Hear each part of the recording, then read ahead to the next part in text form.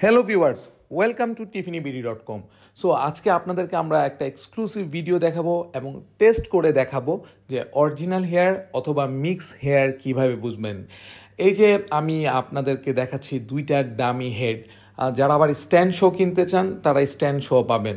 তো এই যে এখন যে হেয়ারটা দেখাচ্ছি একটু শাইন করছে, তো দেখে কি মনে হচ্ছে এই দুইটার মধ্যে কোনটা 100% ন্যাচারাল হেয়ার আর কোনটা 80% ন্যাচারাল হেয়ার।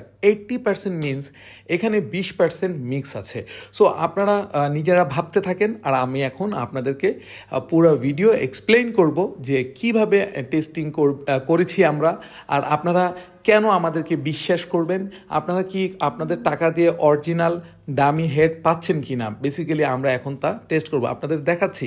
সো আমি দুইটা হেয়ারের একদম ভিতর থেকে দুইটা চুল নিব। সো আমার লেফট সাইড মানে আপনাদের রাইট সাইড, সো এই হেয়ারটা হচ্ছে 100% ন্যাচারাল হিউম্যান হেয়ার, মানে আমাদের মাথার যে চুল ওই ডামিতেও সেম চুল। দেখেন আমি যখন এটা ফায়ার দিয়ে টেস্ট করছি, আমি যখন নাকে স্মেল নিব তখন আমাদের হয় না বাসায় কোনো না কোনো কারণে আমাদের চুল পশম পুড়ে যায়, একটা স্মেল আসে, সেম স্মেল আসবে। অ্যান্ড যখন আমি মিক্স যেটাতে আপনার যেটাকে আমরা বলি 80% ন্যাচারাল হিউম্যান হেয়ার আছে এবং বাকি 20% মিক্স, ওইটাতে প্লাস্টিকের মতো পোড়ার একটা স্মেল আসবে বা কোনো স্মেলই আপনি পাবেন না। সো আমি আপনাদেরকে এই টেস্টটা এই কারণেই করেছি।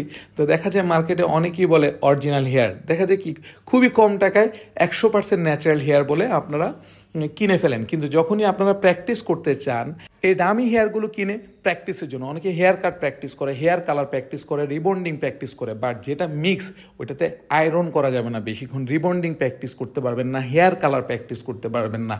আমার হাতে এখন যেটা আছে দেখালাম এটা মিক্স, আর এখন যেটা ধরলাম সেটা হলো আপনার 100% ন্যাচারাল। তার মানে রিবন্ডিং, হেয়ার কালার, আপনার ন্যাচারাল চুলে মানে আপনার মাথার চুলে যা যা করেন সব কিছু করতে পারবেন এবং লং টাইম আপনি এটাকে আয়রন করতে পারবেন, আপনার একটুও নষ্ট হবে না।